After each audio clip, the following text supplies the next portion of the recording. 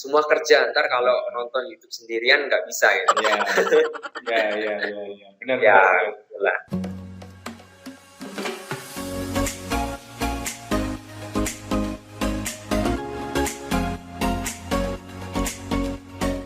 Tapi secara pekerjaan masih ada ya lapangan pekerjaan yang artinya Betul. nggak sampai Secara seperti lapangan pekerjaan saudara-saudara kita yang kena PHK dan sebagainya. aman. Aman ya. Justru malah kita yang benefit.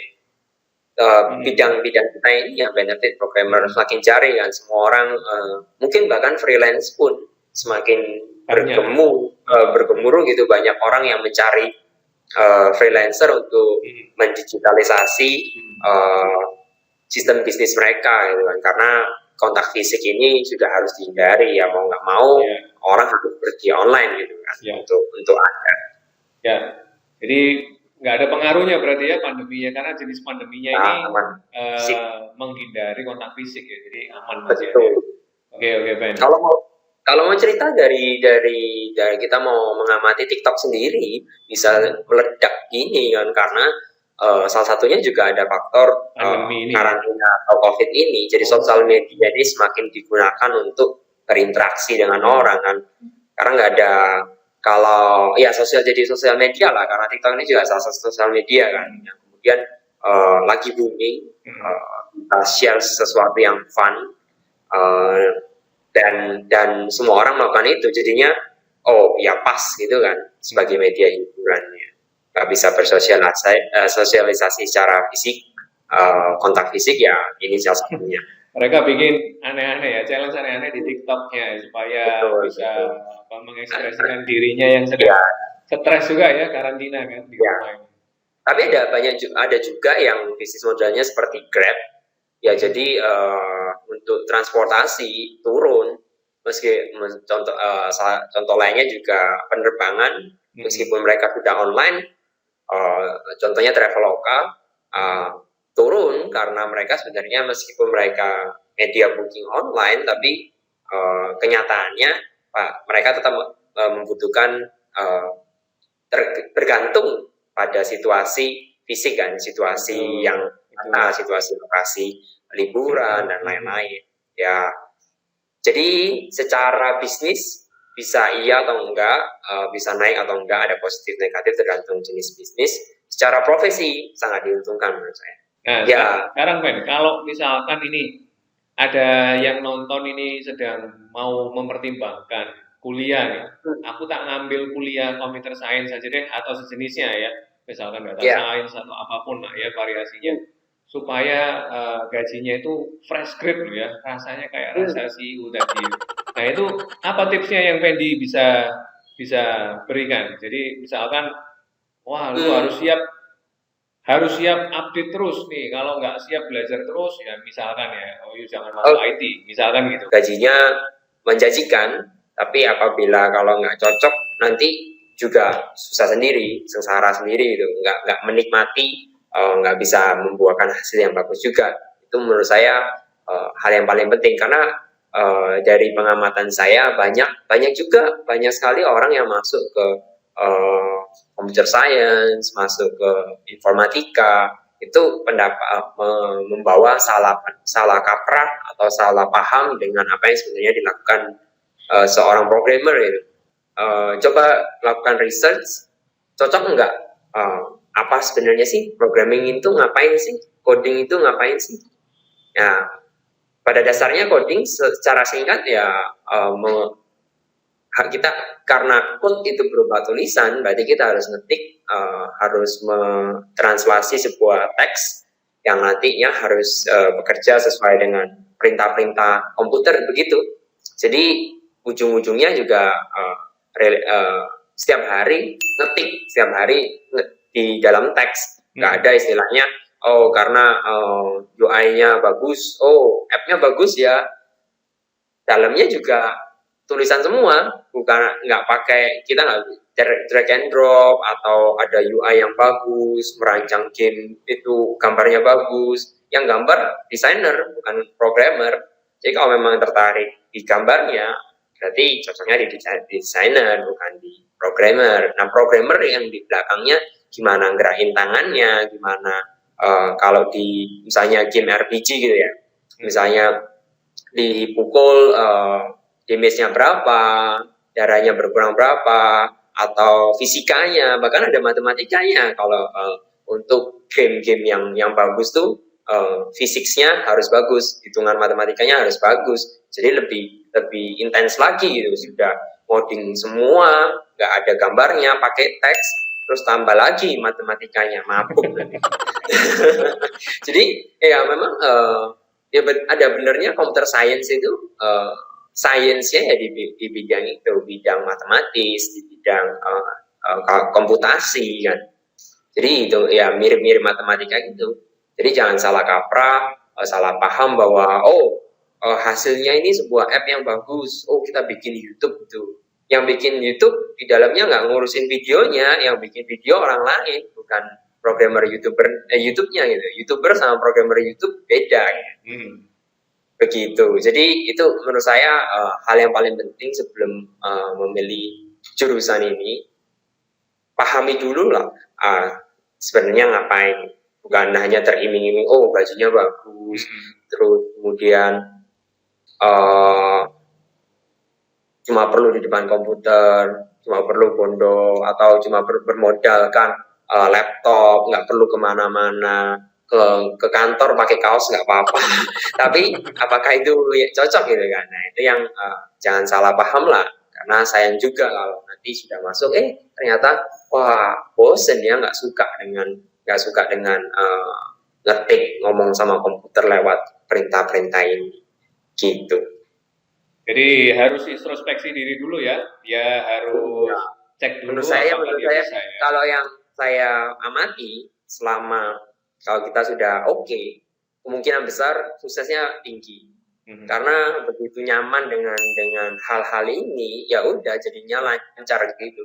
Belajarnya nggak susah, untuk memahaminya nggak susah, ada niatan yang bagus untuk belajar.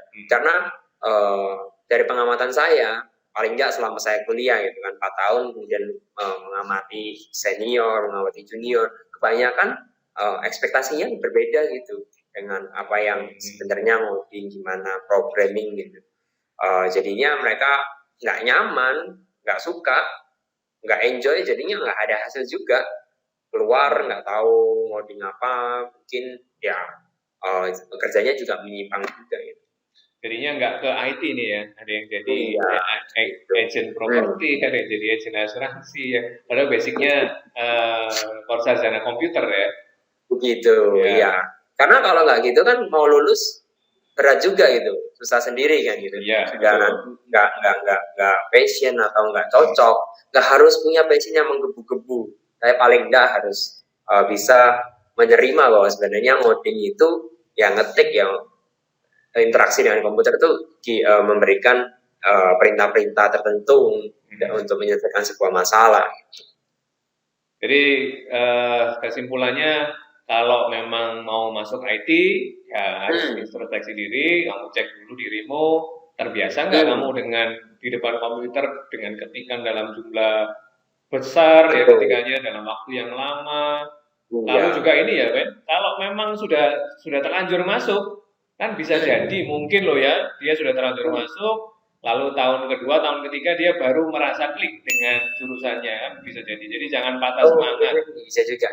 Bisa jadi dia klik di tahun keduanya waktu kuliah, lalu dia semangat dan jadi orang yang berhasil ya di bidang IT. Ada juga yang begitu. Jadi jangan putus asa dulu ya. Cek dulu dirimu. Betul juga. Bisa juga. Kalau yang masih ragu-ragu selama nggak bisa kalau duduk di depan komputer 2-3 jam nggak bisa. Tapi ya itu mungkin sudah satu yang red flag atau tanda-tanda kurang bagus. Kalau masih ini masih bisa, ya maju aja nggak apa-apa. Banyak pelajaran resource sekarang di internet, wah di mana-mana udah. Jadi nggak perlu khawatir dengan buku atau apa, nggak perlu beli buku pun bisa sekarang di internet ini, resource-nya di mana-mana. Mungkin tambahan saran lagi ya untuk yang sedang belajar, apa yang perlu ditanyakan tadi, apa yang perlu diperhatikan. Kembali lagi ke basicnya yang tadi, bahwa struktur data, algoritma, memahami gimana kita menginstruksikan sebuah perintah ke komputer, nah itu yang mesti dipelajari penting. Dan yang paling penting lagi, gimana untuk mencapai ke sana, ya udah ngoding terus tiap hari. Nah itu yang penting itu. Jadi intinya latihan terus ya. Iyalah ya. Iya, mana-mana latihan terus sih. Ya. Seperti atlet kalau kita olahraga kan, Ya. mereka juga latihan tiap hari ya. Coding juga sama untuk mempoles kemampuan kita mesti setiap hari. Mungkin nggak setiap hari ekstrim. 5 hari lah, 5 hari kerja. Weekendnya bisa liburan gitu kan. Jadi nggak terlalu suntuk kan. Tetap harus ada break gitu. Ya saya kira itu memang betul ya. Jadi justru yang instan itu nggak ada ya. Itu cuma mimpi. Maksudnya kalau ada yang ngajak instan itu berarti nggak perlu belajar nanti bisa pintar sendiri, nggak perlu kerja nanti kaya sendiri. Itu kayaknya kalian harus lari ya jauh-jauh karena itu orangnya sepertinya mau nipu itu ya. Karena nggak ada proses yang instan gitu ya. Betul. Ke sebagian besar yang teruji probabilitasnya paling tinggi ya memang harus kita tekuni, itu salah satu yang harus kita tekuni. Dan untuk di bidang programming ya coding gitu. Coding banyak cara kan, bisa bikin project, bisa mau bikin website sendiri kalau memang tertarik gitu. Ada orang yang jiwanya, oh aku mau buat ini, aku punya masalah mau buat ini. Nah selesaikan masalah nggak apa. Ada orang yang lebih memang tertarik jiwanya ke algoritma atau struktur data yang kompleks tapi skopnya kecil, seperti yang kita tahu seperti competitive programming, ya nggak apa-apa. Yang penting kan ngodingnya kan, berarti berinteraksi dengan komputer. Oh gimana nyusun perintah-perintah komputer ini untuk menyelesaikan sebuah masalah yang saya mau gitu. Masalahnya bisa macam-macam, bisa yang kecil gitu, atau bisa masalah mau bikin misalnya ternyata sosial media yang sekarang nggak bagus, aku mau bikin chatting sama temanku yang gimana, yang lebih nyaman, ada fitur ini, fitur apa, bisa aja bikin. Nah dari proses itu kan harus ngoding juga kan. Nah itu yang jadi pengalaman bagus lah untuk mengerti, nekuni di bidang ini, jadi untuk memperkaya, mengasah kemampuan kita. Gitu. Baik, jadi kesimpulan pembicaraan kita itu adalah kalau kalian mau masuk IT ya kalian harus kuat ngoding gitu ya. Kalau enggak ya sebaiknya jangan masuk IT atau jurusan yang lain ya, bukan sebagai programmer maksudnya. Juga harus jago maksudnya menguasai ya fluent bahasa Inggris supaya bisa go internasional. Supaya Anda bisa dapat salary rasa CEO tadi. Ya karena kalau di internasional kan pasti gajinya lebih gede, lebih bagus. Gitu. Jadi jangan patah semangat, kalian harus tetap latihan ya. Gamer-gamer pro aja kalau latihan bisa ribuan kali loh untuk satu hero yang dimainkan kan. Ya, jadi intinya memang harus tekun, harus latihan. Oke, gitu ya, Ben. Terima kasih banyak, Ben, waktunya. Oke, kita. Terima kasih juga sudah diberi kesempatan untuk sharing di sini. Ya, terima kasih banyak waktunya, Ben. Sampai ketemu ya. Salam WD. Salam WD.